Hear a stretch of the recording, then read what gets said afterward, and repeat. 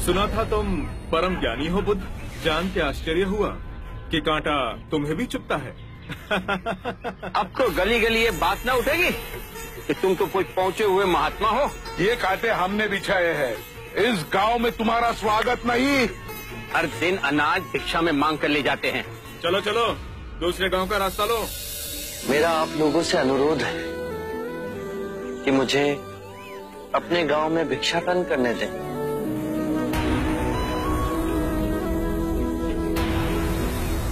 ठीक है, भिक्षा चाहिए तो दे अपने रक्त की आहुति।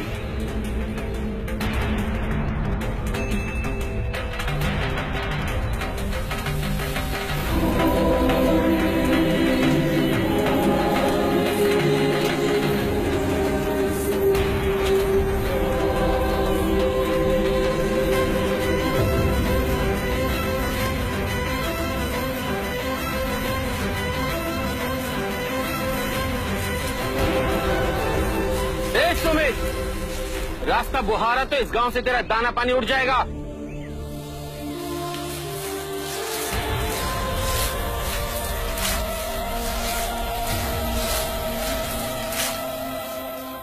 आप गांव में प्रवेश कीजिए।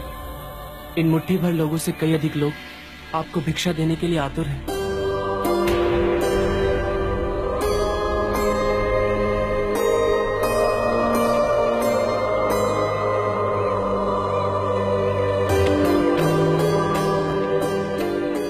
आप मुझे ना छूए। हाँ, नहीं तो मेरी छाया भी पड़ी आप दूषित हो जाएंगे। क्यों दूषित हो जाऊंगा मैं? तुम भी हम सभी की तरह मनुष्य ही हो, और एक मनुष्य का स्पर्श दूसरे मनुष्य को कैसे दूषित कर सकता है? केवल लालच, घृणा, मोह, तृष्णा हम ही मनुष्य को दूषित करते हैं। और तुम जैसा मनुष्य जिसमें इतना प्यार भरा हो, वो केवल दूसरों को सुख ही दे सकता है, दुख नहीं। कैसे महात्मा हो तुम? तुम्हें तो जाति वर्ण का ज्ञान भी नहीं है। चोला पहने कोई सन्यासी नहीं होता। अरे पाखंडी हो तुम, पाखंडी। जो मानव से उसकी मानवता को छीनता है, पाखंडी वो होता है।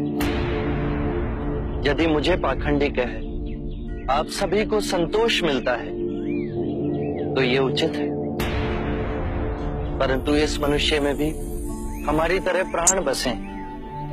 इसे नीचा कहे, इसका तिरस्कार करना सबसे बड़ा पाखंड है। यदि जानते नहीं हो तो मैं बता दूं, ये धर्मशास्त्र है।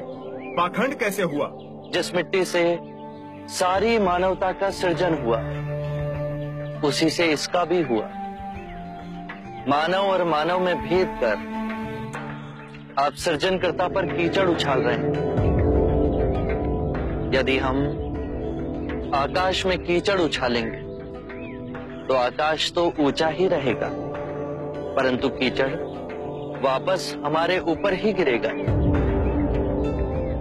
आकाश ने तो भेद नहीं किया, वो हम सभी को एक पिता समान ढके हुए है। ये धरती धान उपजती है, इसने हमारे साथ भेदभाव नहीं किया। ये हवा हम सभी के लिए समान बहती है। पानी हर प्यासे की तृष्णा को बुझाता है। जब प्रकृति भेदभाव नहीं करती तो हम मनुष्य में भेदभाव क्यों करते हैं? यदि ऐसा है तो इसे संघ में भिक्षु क्यों नहीं बनाते? बहुत अच्छा सुझाव दिया आपने। सुनीत, क्या तुम भिक्षु बनना चाहोगे? मैं अछूत, आप जैसे महात्मा का भिक्षु मैं इस योग्य नहीं हूँ। जो मनुष्य दूसरे मनुष्य की पीड़ा को देख व्यथित हो जाए, उससे उत्तम कोई दूसरा नहीं।